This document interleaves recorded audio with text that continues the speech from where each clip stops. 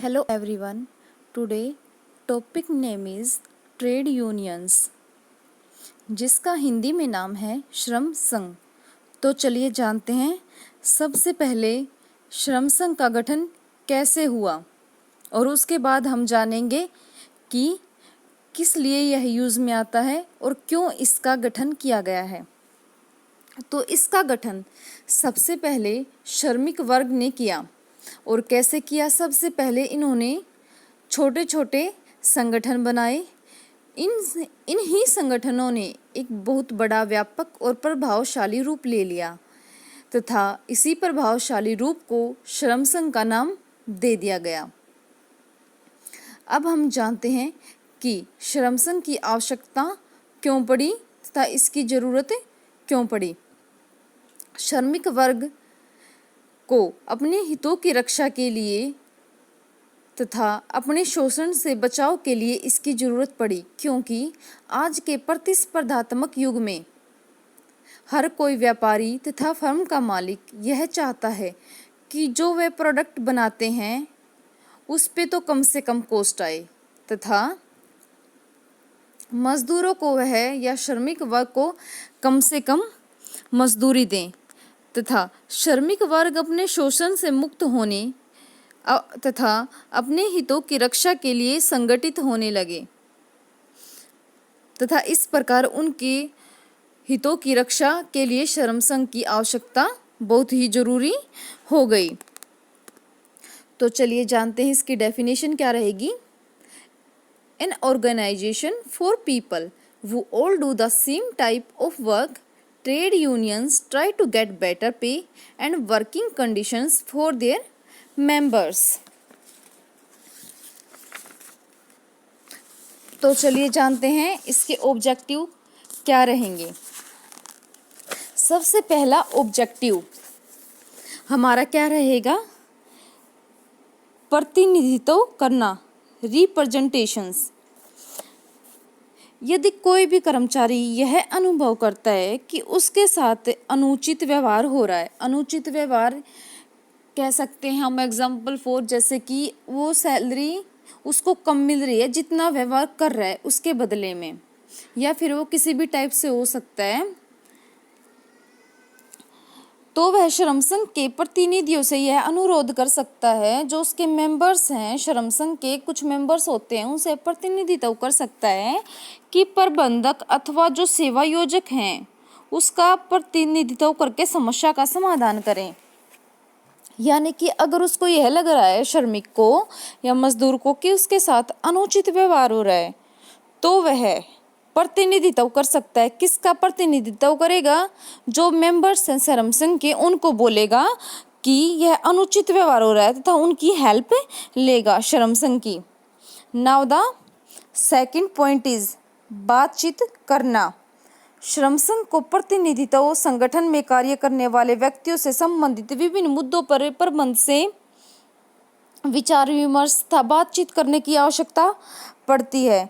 कभी कभी ऐसा होता है कि जो मैनेजमेंट होता है और जो लेबर होती है उसके बीच मतभेद हो जाते हैं, जिनसे कि कंपनी को भी हानि होती है और जो मजदूर वर्ग है उसको भी हानि होती है। क्योंकि अगर मैनेजमेंट में और श्रम संघ के अंदर अगर डिफरेंसेस आ जाते हैं या मतभेद आ जाते हैं तो वो काफ़ी हानिकारक होते हैं। इन्हीं कारणों से हड़ताल आदि भी हो जाती हैं और काफ़ी कार्य हैं जो लॉस में चले जाते हैं।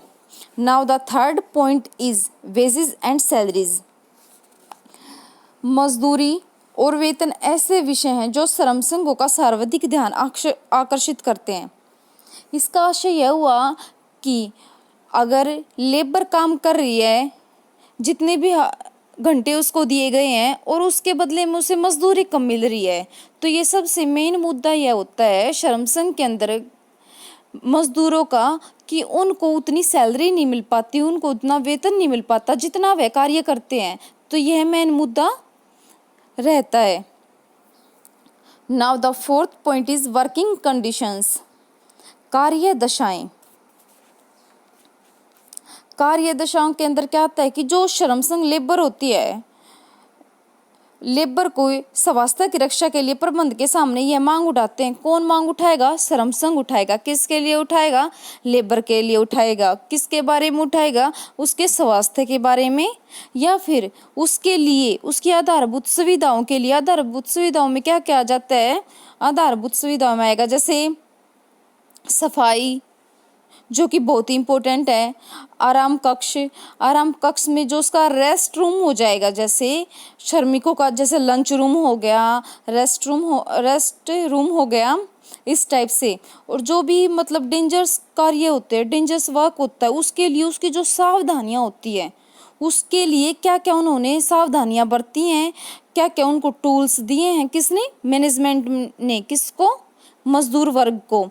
मतलब कैसा वो पानी पीते हैं, कैसा नाश्ता, कैसा उनका एंटरटेनमेंट, मनोरंजन के लिए न्यूनतम कार्य के घंटे, मतलब कम से कम मजदूर वर्ग यह चाहेगा कि वह कम से कम कार्य करे और ज़्यादा से ज़्यादा पैसे ले।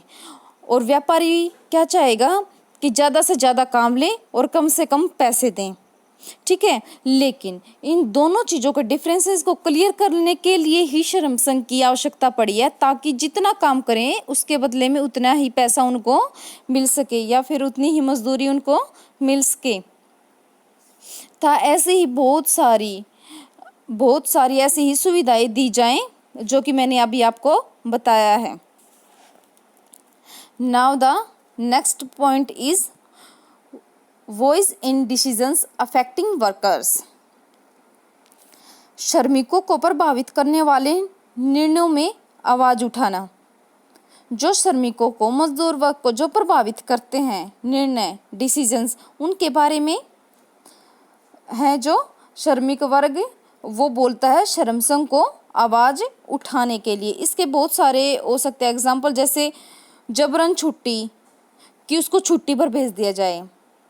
ठीक है, वो छुट्टी नहीं लेना चाहता, जब भी उसको छुट्टी पे भेज दिया जाए, या फिर वो छुट्टी लेना चाहता है, हॉलीडे लेना चाहता है, उसको हॉलीडे नहीं मिल रही है, तो यह भी एक अन्य कारण हो सकता है। या फिर उसका स्थानांतरण कहीं और हो जाए, वो जो मतलब मजदूर वर्ग करना चाहता है किसी फील्ड में और उसको जबरन किसी कारण से दूसरी फील्ड में डाल दिया जाता है जो उसकी फील्ड नहीं होती, तो यह भी एक अन्य कारण है। Now the next point is member service, सदस्य सेवाएं। सदस्य सेवाएं भी हमारी बहुत सारी होती हैं। देखिए, जैसे कि एजुकेशन और ट्रेनिंग होगी हमारी, ट्रेनिंग भी देनी मजदूर वर्ग को बहुत ही ज़रूरी है, क्योंकि अगर हम कहीं पे भी वर्क करते हैं, कहीं पे भी जाते हैं, तो सबसे पहले हम ट्रेनिंग ही करते हैं, क्योंकि ट्रेनिंग के दौरान यह पता चल जाता कि यह कार्य कैसे करना है और किस प्रकार से करना है और कैसे इसको किया जाएगा। ठीक है, और उससे श्रमिक का भी यह पता चल जाता है कि यह कार्य इससे होगा या नहीं होगा। ये ट्रेनिंग का बेनिफिट दोनों के लिए, श्रमिक वर्ग के लिए भी है और फर्म के मालिक या फर्म के लिए या फिर व्यापारी वर्ग के लिए भी है। जैसे फाइनेंशियल डिस्काउंट्स, जो श्रम संघ के सदस्य होते हैं श्रम संघ से बंधक बीमा एवं ऋण पर छूट प्राप्त कर सकते हैं। जैसे कि उनको पैसे चाहिए, तो उनको अगर श्रम संघ बोलेगा कि उनको पैसे चाहिए, इस चीज़ में मदद करेगा कौन? श्रम संघ। किसके लिए? मजदूर वर्ग के लिए। मजदूर वर्ग को अगर पैसे चाहिए तो वह किसको बोलेगा? श्रम संघ को। ठीक है, श्रम संघ बोलेगा व्यापारी को या पूंजीपति को या कंपनी के मालिक को। तो अगर वो उसे पैसे देता है, कैश देता है, तो वो उस पर या तो कुछ इंटरेस्ट में डिस्काउंट करेगा या फिर इंटरेस्ट बिल्कुल ही ना ले। तो ऐसी ये काफ़ी सारी छूटें होती हैं जो श्रम संघ किसको दिलाता है? मजदूर वर्ग को या फिर श्रमिक वर्ग को। तो अब हम करेंगे नेक्स्ट, क्या करेंगे हम? Principles of trade unions. Principles, इसके कुछ सिद्धांत होते हैं। इसके निम्न 3 सिद्धांत हैं। Number first is unity is strength, एकता में शक्ति है। ठीक है, अगर जो श्रम संघ है वो उसमें एकता है या फिर श्रम संघ इकट्ठा है, उसके सदस्य विभाजित नहीं हैं, तो वो अपनी मांग को मंगवा सकते हैं। कैसे? क्योंकि अगर वो इकट्ठे होंगे तो वो अपनी मांग को मनवा सकते हैं, तथा अगर ये अलग होंगे तो इन्हें कोई भी गंभीरता पूर्वक नहीं लेगा तथा इनकी मांगे शायद ही पूरी ना हो। And the next point is equal pay for equal work, सामान्य कार्य हेतु सामान्य वेतन। जैसा कि मैंने आपको पहले भी बताया है कि जितनी देर मजदूर वर्ग या श्रमिक वर्ग कार्य करता है उसी हिसाब से उसको पैसे मिलने चाहिए, मजदूरी मिलनी चाहिए या फिर सैलरी मिलनी चाहिए। And the next point is security of service, जो कि बहुत ही जरूरी है। नौकरी की निरंतरता के लिए, कंटिन्यूटी के लिए श्रम संघ के सदस्यों को सामाजिक और आर्थिक सुरक्षा देते हैं। कंटिन्यूटी भी बहुत ही जरूरी है, किसके लिए? मजदूर वर्ग के लिए, ताकि उन्हें अपनी नौकरी जाने का डर ना रहे। Okay, and the next question हमारा क्या है कि why workers join a trade unions, कि जो श्रमिक संघ है, श्रमिक श्रम संघ में क्यों शामिल होते हैं? जो वर्कर्स हैं वो श्रम संघ में, ट्रेड यूनियन में क्यों शामिल होते हैं? इसका क्या रीज़न है कि वो उसमें शामिल होना चाहते हैं? तो चलिए जानते हैं कि वो इसमें शामिल क्यों होते हैं। देखिए, आर्थिक सुरक्षा प्रदान करने के लिए, एक तो सबसे मेन पॉइंट तो यही है कि आर्थिक सुरक्षा प्राप्त करने के लिए, जैसे कि प्रिंसिपल्स में भी आया था कि equal pay for equal work, अगर वह श्रम संघ का सहायता लेते हैं तो उसे इक्वल पे मिलता है, जितना वो काम करते हैं उसके इक्वली, और स्थायी रोजगार मिलता है। प्रबंध जो मैनेजमेंट होता है उसकी ऐसी अविवेकपूर्ण, दुर्भावनापूर्ण आदि जो उसके शोषण करते हैं मजदूर वर्ग का, श्रम संघ का नहीं, श्रमिक का, तो उसके लिए भी यह श्रम संघ काफ़ी जरूरी है कि श्रमिक इसमें शामिल हों अपने शोषण के बचाव के लिए, अपने हितों के बचाव के लिए। अपने जो श्रमिक, जो वर्कर्स के अपने विचार होते हैं, उनके अपने उद्देश्य होते हैं, भावनाओं, उनकी भी भावनाएं होती हैं कि जानकारी प्रबंध को देने के लिए कि मैनेजमेंट को वो अपनी भावनाएं या फिर जो उन्हें चीज़ की ज़रूरत है वो कैसे बताएं, वे बताएंगे श्रम संघ के द्वारा। तो यह भी एक मेन पॉइंट है कि इसकी ज़रूरत क्यों पड़ती है, श्रम संघ की वर्कर्स को इसलिए ज़रूरत पड़ती है ताकि वे अपनी भावनाओं या फिर अपनी ज़रूरतों को मैनेजमेंट तक पहुँचा सकें श्रम संघ के द्वारा। और एक अन्य पॉइंट यह भी है कि अच्छे श्रम संघ के कार्यालयों के माध्यम से कार्य प्राप्त करने के लिए, कि जो श्रम संघ होता है ना वो वर्कर्स को एक बहुत ही अच्छा काम दिला सकता है या फिर कंपनीज में लगवा सकता है, और कोई मजदूरी में लगवा सकता है, या फिर कोई भी कार्य दिलवा सकता है। कौन दिलवाएगा? वर्कर्स को कार्य श्रम संघ दिलवाएगा। And the next is difficulties, problems of trade union in India, कि भारत में श्रम संघ की कमियां अथवा दुर्बलताएं क्या क्या हैं। तो चलिए जानते हैं कि क्या क्या कमियां हैं। First is poor financial positions, कमजोर वित्तीय स्थिति। अधिकांश जो भारतीय हैं, श्रम संघ हैं, जो वित्तीय रूप से बहुत ही कमज़ोर हैं। जो ट्रेड यूनियन है इंडिया में काफ़ी वित्तीय, फाइनेंशियल रूप से काफ़ी कमज़ोर और पुअर हैं, और उनकी जो वार्षिक आय होती है, ईयरली इनकम जिसे हम बोलते हैं, काफ़ी कम है। इसकी आय का प्रमुख स्रोत चंदा ही होता है, ठीक है, यह बहुत कम तय किया जाता है। बहुत सी छोटी राशि होती है जो इनको पे की जाती है, इसलिए ये काफ़ी पुअर होते हैं। यह भी एक डिफ़िकल्टी या प्रॉब्लम है ट्रेड यूनियन की इंडिया के अंदर। And the next is political control, राजनीतिक नियंत्रण।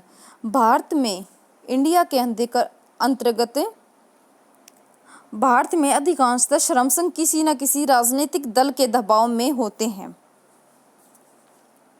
या फिर उनसे संबंध होता है।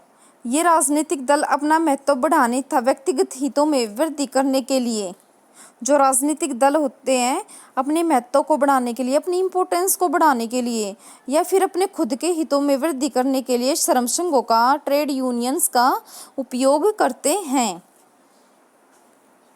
इस कारण से श्रमिकों की समस्याएं यथावत बनी रहती हैं, वर्कर्स की समस्याएं लगातार बनी रहती हैं। इसकी एक बहुत बड़ी ही कमी मान लीजिए।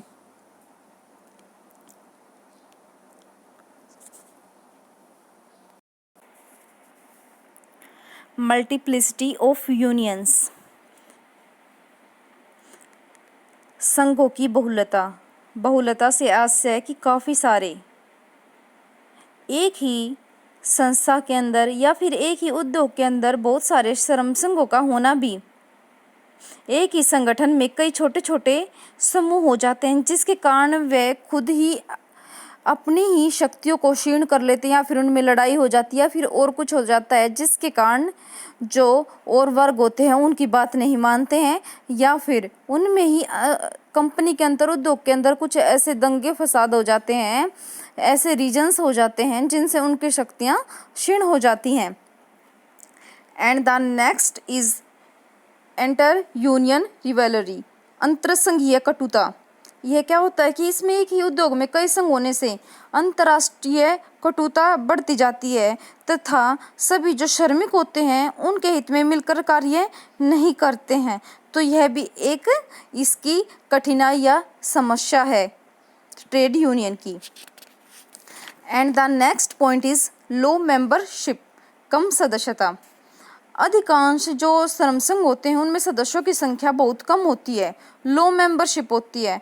तो अगर ज़्यादा मेंबरशिप होगी तो उसका भी काफ़ी प्रभाव पड़ता है अपनी बात मनवाने पे या फिर कार्य करवाने पे या फिर कहीं पे भी मांग पहुँचवाने के लिए।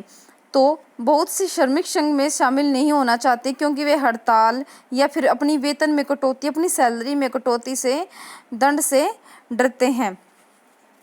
तो इस प्रकार हमने पढ़ा है ट्रेड यूनियन का मीनिंग, उसके प्रिंसिपल्स और ट्रेड यूनियन को वर्कर्स क्यों ज्वाइन करते हैं, तथा लास्ट में हमने पढ़ा है डिफ़िकल्टीज और problems of trade union in India. Thank you.